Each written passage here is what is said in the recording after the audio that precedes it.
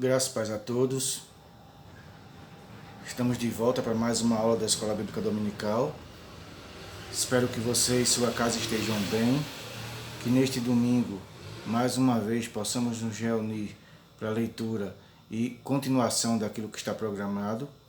Hoje estaremos vendo a leitura do capítulo 11 do livro de Atos e pontuando algumas coisas que são interessantes para que a gente possa desenvolver um crescimento sadio em Cristo Jesus. Nós fazemos parte da Igreja de Deus no Brasil, ali na UR11, Ministério do Bispo Rosivaldo Nascimento, sob a superintendência da Escola Bíblica Dominical do irmão Emerson Carlos. Somos da classe DAN, classe de adultos, e convido os irmãos para uma breve leitura do capítulo 11 do livro de Atos. Vamos de início fazer uma breve oração, enquanto os irmãos procuram o texto. Senhor, meu Pai, meu Deus, glória te damos pelo privilégio e a oportunidade que nos concede, Senhor, de juntos podermos, Pai, desenvolver aquilo que é a Tua vontade. Ler e crescer, Pai, naquilo que é o Teu objetivo entre nós, para que a gente possa, Senhor, de modo digno, representar o Teu nome aqui nesta terra. Terra caída, Pai, necessitada da Tua luz, mas que na Tua mesma palavra diz que nós somos essa luz e esse sal da terra. Então nos ajuda, Senhor, como testemunhas fiéis, a proclamar aquilo que Tu queres. Em nome de Jesus te oramos, gratos. Amém. Capítulo 11, vamos fazer uma leitura breve dos versos 19 a 30, que é a segunda parte do capítulo 11. A primeira parte a gente já adiantou um pouco semana passada, mas vamos tratar sobre ela também. Verso 19 diz assim: E os que foram dispersos pela perseguição, que aconteceu por causa de Estevão, caminharam até a Fenícia, Chipre e Antioquia, não anunciando a ninguém a palavra, senão somente aos judeus. E havia entre eles alguns varões de Chipre e de Cirene, os quais, entrando na Antioquia, falaram aos gregos, anunciando o Senhor Jesus. E a mão do Senhor era com eles, e grande número creu e se converteu ao Senhor. E chegou a fama destas coisas aos ouvidos da igreja que estava em Jerusalém. E enviaram Barnabé a Antioquia, o qual, quando chegou e viu a graça de Deus, se alegrou e exortou a todos que, com firmeza de coração, permanecessem no Senhor. Porque era homem de bem e cheio do Espírito Santo e de fé, e muita gente se uniu ao Senhor. E partiu Barnabé para Tarso, a buscar Saulo, e achando-o, o conduziu para Antioquia. E aconteceu que todo um ano se reuniram naquela igreja, e ensinaram muita gente em Antioquia. Foram os discípulos pela primeira vez chamados cristãos. Naqueles dias desceram profetas de Jerusalém para Antioquia, e levantando-se um deles, por nome Ágabo, dava a entender pelo Espírito que haveria uma grande fome em todo o mundo, e isso aconteceu no tempo de Cláudio César. E os discípulos determinaram mandar cada um, conforme o que pudesse, socorro aos irmãos que habitavam na Judéia, o que eles com efeito fizeram, enviando aos anciãos por mão de Barnabé e de Saulo. Amados, vemos aqui a continuação da expansão da pregação e propagação do Evangelho. No capítulo 11, no início, vamos ver uma inquirição, uma pergunta feita a Pedro de por que ele se conduziu aos gentios, coisa que não era costume dos judeus. Bom, partindo do pressuposto de que o Deus de Israel era da nação de Israel, seria estranho oferecer o Deus de Israel a outras nações. Porém, vemos isso já no Êxodo, quando o povo de Israel foi liberto das terras de Faraó, não veio só judeus com eles. Na saída do Egito, na saída de Israel da terra do Egito, acompanharam ele outros de outras nações, que por vida junta deles se uniram aos judeus, crendo no Deus dos judeus. Ao longo da história, na conquista da Terra Prometida, vamos ver através de Josué e de seus homens de Israel, muita gente se unindo a esse povo, a exemplo de Raabe. Os espias, quando foram observar a terra de de Raabe, a cidade edificada sobre os muros, a cidade de Jericó, eles foram descobertos e perseguidos, mas Raabe os escondeu e os deu fuga pela janela. E na invasão de Jericó, Raabe e a sua casa foram poupados. Raabe mais à frente vai se unir a um judeu, ambos vão coabitar e gerar um filho, que porventura está contido na geração de Jesus, na genealogia do próprio Cristo. Lucas e Mateus vão retratar isso aí.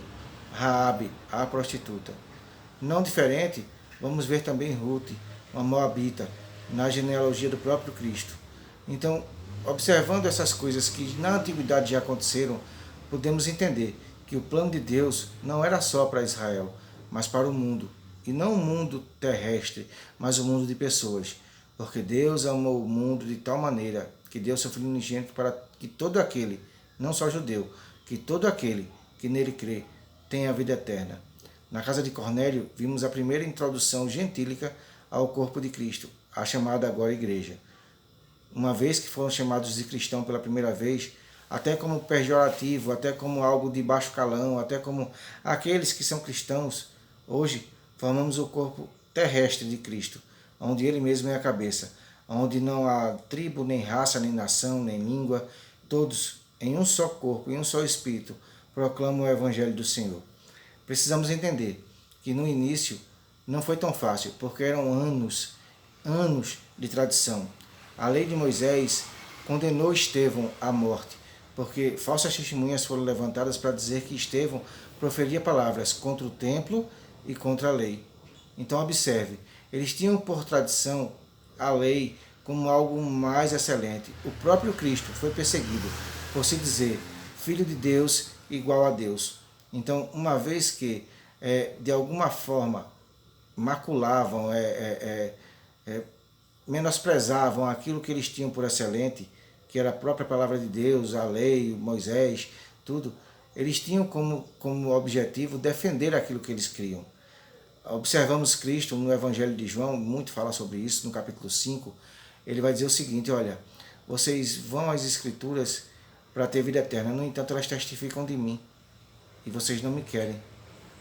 Observe uma coisa, a própria Escritura, através do Antigo Testamento, ela testifica de Jesus. Moisés disse que se levantaria outro igual a ele, mas o povo não quis Jesus. E ele vai dizer, no final do Evangelho de Mateus, capítulo 37, tantas vezes tentei ajuntar vocês, como a galinha faz com os pintos, e vocês não quiseram. Precisamos pensar, o que é que nós estamos fazendo hoje, como cristãos, como alguém que leva o nome de Jesus?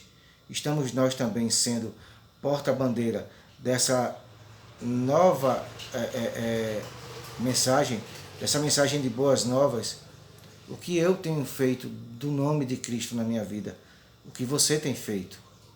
Pedro, atendendo ao mandado do próprio Deus, acompanhou aqueles 2 homens que Cornélio mandou a ele. 2 ou 3. E junto com eles, chegando à casa de Cornélio, Pedro ressaltou que não era comum a comunhão dos judeus com gentios. A entrada na casa de Cornélio seria algo inusitado e novo para o próprio Pedro. Pedro que viu tantas e tantas coisas feitas por Cristo. Pedro que andou sobre as águas, Pedro que viu curas, Pedro que viu prodígios, Pedro que viu maravilhas, Pedro que viu o próprio Cristo ressurreto perguntando a ele, tu me amas? Pedro ressabiou-se.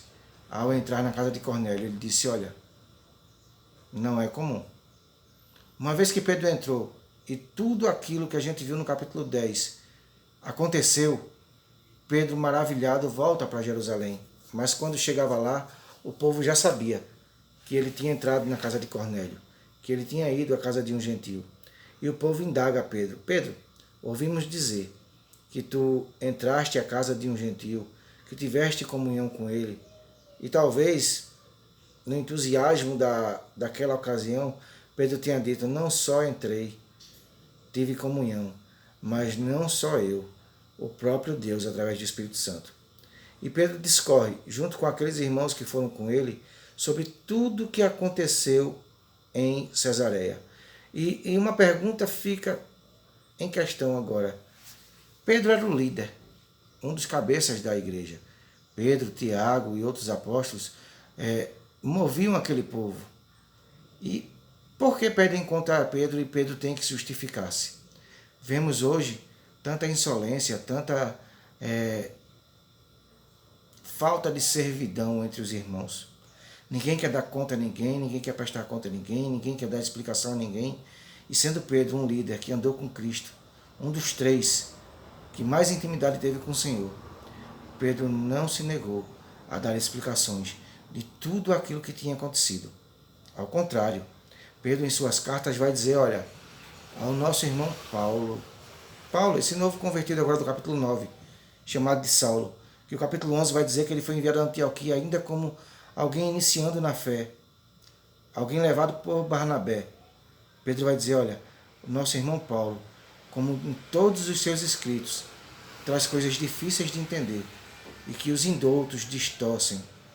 Entenda, Pedro não precisava submeter-se aos escritos de Paulo.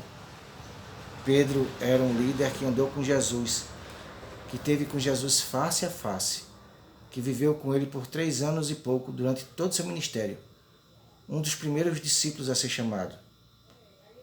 Pedro disse que ele mesmo leu todas as cartas de Paulo e que, com humildade, disse que havia muita coisa difícil de ser entendida, mas que, com a ajuda do Espírito Santo e com a intrepidez daquilo que Paulo explicava, seria fácil se conduzir nos caminhos do Senhor. Mas Pedro disse que muitos indoutos, muitos que não têm a mesma cultura, distorciam para a sua própria vanglória. Pedro explica todos aqueles irmãos que pediram contas do que fez o Senhor com Pedro, do que fez o Senhor com Cornélio, desse encontro que o próprio Deus marcou e que abençoou com a vinda magnífica do Espírito Santo. Todos aqueles irmãos que inquiriram a Pedro, que colocaram Pedro contra a parede, glorificaram ao Senhor, entendendo que o Senhor não faz acepção de pessoas. Que possamos nós, do mesmo modo, entender que o próprio Pedro, sendo um líder, sendo um dos apóstolos que andou com Cristo, um discípulo mais chegado, se submeteu a irmãos, dizendo que era apenas mais um dos seus conservos.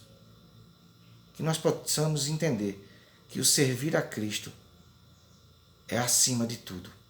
Que nós precisamos entender é que nos submeter a outros, mesmo não tendo de alguma forma a hierarquia necessária, pode nos presidir no Senhor. Porque é isso que a Bíblia diz. Sejam submissos àqueles que vos presidem no Senhor. Se hoje você é líder, seja alguém sábio, porque amanhã você pode ser liderado. E isso não pode se perder. Seja um bom servo, que você será um bom líder. Seja um bom líder, que veremos a sua liderança eficaz quando servirdes aos irmãos. Na eclesiologia, os cargos eclesiásticos não dão importância a status de soberania, mas o próprio Deus se fez carne e veio a esse mundo para nos ensinar que quanto mais cargo você tem, mais servo você tem que ser, mais humilde você tem que ser. E servir aos irmãos é um privilégio que somente no Senhor podemos desfrutar. No capítulo 11, a colocada dos irmãos sobre Pedro nos mostra e nos ensina que um bom líder, ele é um bom servo. E Pedro obedeceu ao Senhor, foi a Cornélio, foi ao seu povo, pregou as boas novas de Jesus, e o Espírito Santo aprovou tudo aquilo vindo sobre eles, antes até do próprio batismo nas águas. E em obediência foram batizados nas águas para se cumprir aquilo que o próprio Senhor disse, que muitos creriam em seu nome. A oração sacerdotal, a oração que Jesus faz no capítulo 17 de João, ela diz isso, olha, e a todos quantos crerem no meu nome. Os que estão perto e os que estão longe. Quantos estão por aí que ainda não professam o nome do Senhor, mas que um dia, abrindo as portas para a ação do Espírito Santo, também se ajuntarão a nós. Seja você canal para que isso possa acontecer. Sejamos nós o canal de Cristo aqui na terra, para que aonde quer que sejamos enviados, possamos entender que não estaremos sós. O Senhor estará conosco. Na segunda parte do capítulo 11, a parte que lemos hoje, o apóstolo Paulo, segundo ele mesmo diz, menor dos apóstolos, porque não sou digno de ser chamado apóstolo, estava iniciando a sua carreira.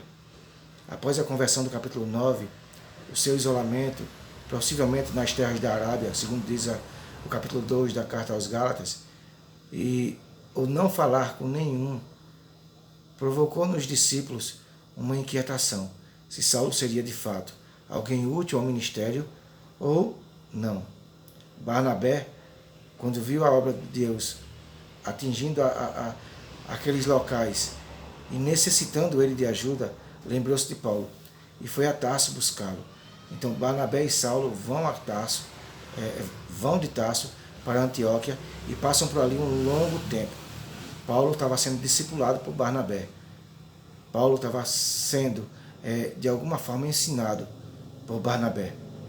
Nas viagens que vamos ver a seguir, Saulo deixa de ser chamado após Barnabé e começa a ser dito no próprio texto de Atos, Paulo e Barnabé. Veja, a importância de Paulo vai subindo conforme ele vai desenvolvendo o seu próprio ministério, agindo ele do modo que o Senhor pediu.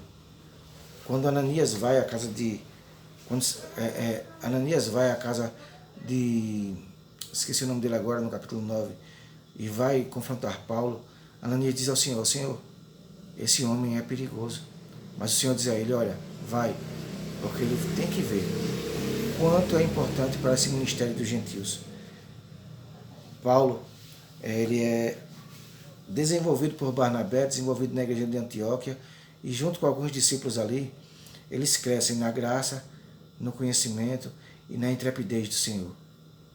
O que é que você tem feito para desenvolver o seu ministério? Você tem se dedicado à leitura da palavra? Você tem dedicado à oração? Você tem dado bom testemunho?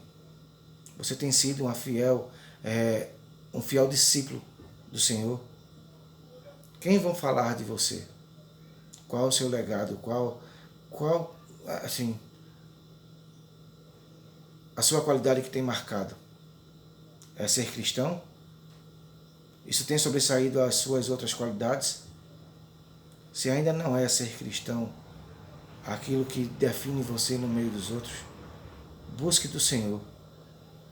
Busque dele mesmo entender o que precisa ser feito para que isso mude. Eu imagino que Paulo, quando chegava no meio dos cristãos, ele era visto com medo, porque era alguém que perseguia e que matava aqueles que professavam o nome de Cristo. Mas uma vez que o próprio Senhor se apresenta a Paulo, e ele levado por Barnabé, começa na igreja de Antioquia, desenvolver seu ministério, a pregação, o ensino, a vida prática, ele começa a ser visto pelos irmãos com um olhar diferente. Quem era eu no passado não define quem sou eu hoje. Cristo, através de mim, vai moldando e mudando o meu caráter. Ah, mas você ainda é brincalhão, você ainda é assim, assado? Sou, essa é a minha natureza. Mas a natureza que eu tenho rendido e tenho, de alguma forma, permitido que o Senhor faça mudanças. Hoje, 10 anos de evangelho se passaram.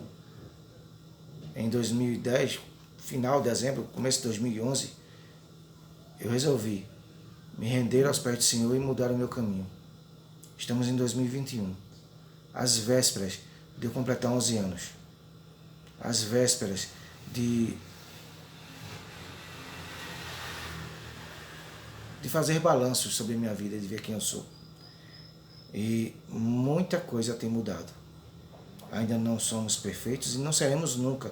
Não cobre isso de você. Mas não desista de buscar a perfeição. Somos falhos e vamos continuar falhando, porque a nossa natureza, ela é falha. Mas não desista, não se renda, não se entregue. Continue buscando crescer e desenvolver em você aquilo que o próprio Senhor escolheu para que você fizesse. Se é ensino, se é palavra, se é louvor, se é serviço, seja em que área for, foi o Senhor que te escolheu. E assim como Barnabé viu a Paulo lá em Tarso e foi buscá-lo, irmãos vão te acolher, te buscar e te ajudar a se desenvolver. Tem sido assim comigo e vai ser assim com você. As pessoas não vão ver você no banco e estarem satisfeitas com isso. Não esteja você também satisfeito com isso. Busque em você a mudança que você precisa para que Cristo possa resplandecer através da sua vida e as pessoas verem a obra maravilhosa que Cristo tem feito através de você.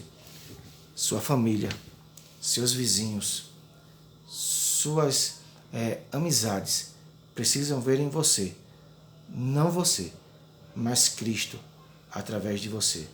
E foi assim que a primeira vez que o povo foi chamado cristão. Precisamos entender que isso aconteceu na Antioquia. Versículo 26 diz que isso aconteceu durante todo um ano. Se reuniram naquela igreja e ensinaram a muita gente. E pela primeira vez, em Antioquia, foram os discípulos chamados cristãos. Hoje, existem muitas denominações. A igreja tal, igreja tal, igreja tal, e meio que vira um campeonato. Qual é a melhor? Qual é a mais bonita? Qual é a mais santa? Qual é a mais perfeita? Somos apenas discípulos, independente da placa de igreja.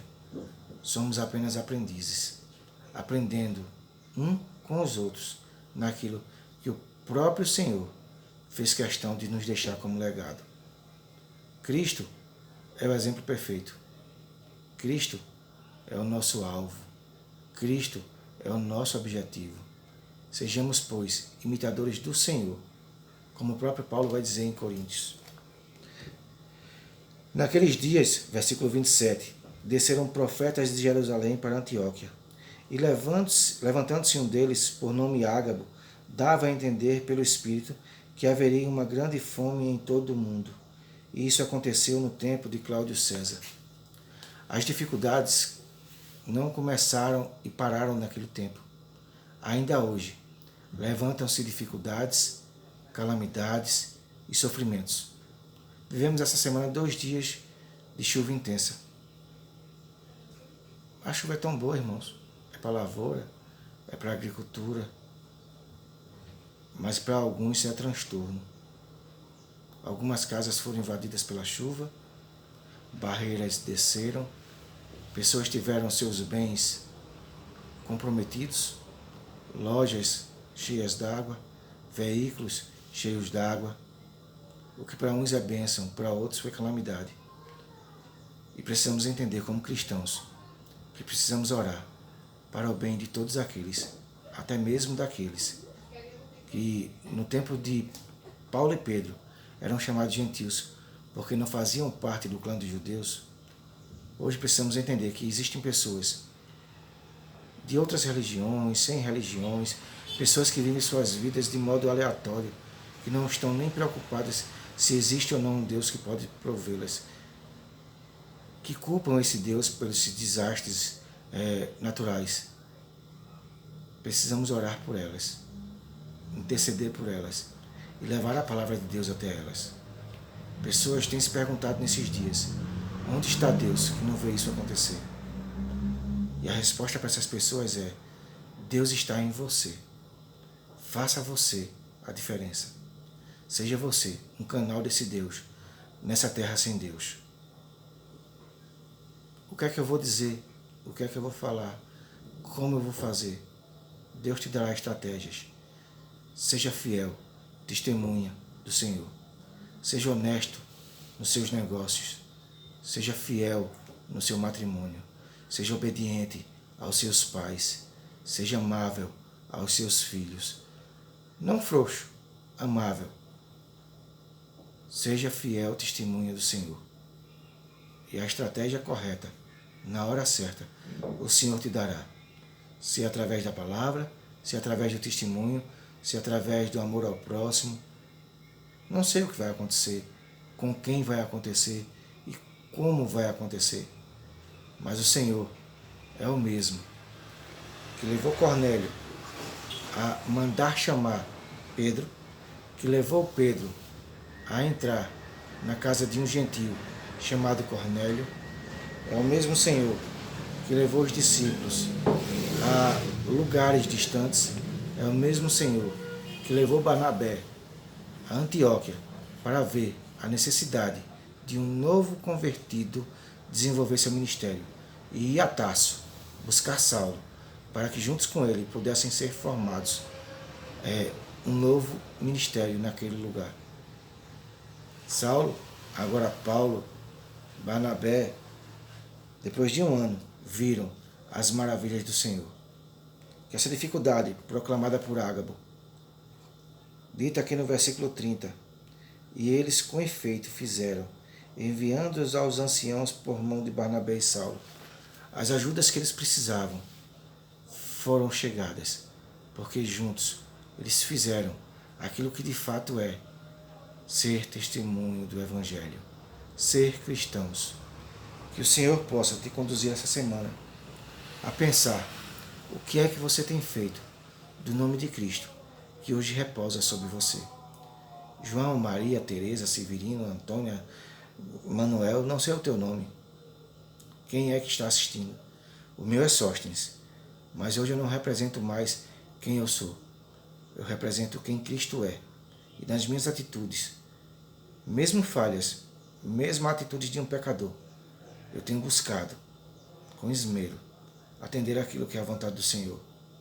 E em meio às falhas e aos erros, não desista você também de buscar a vontade do Senhor. Testifique de Cristo. E se precisar, somente se precisar, fale.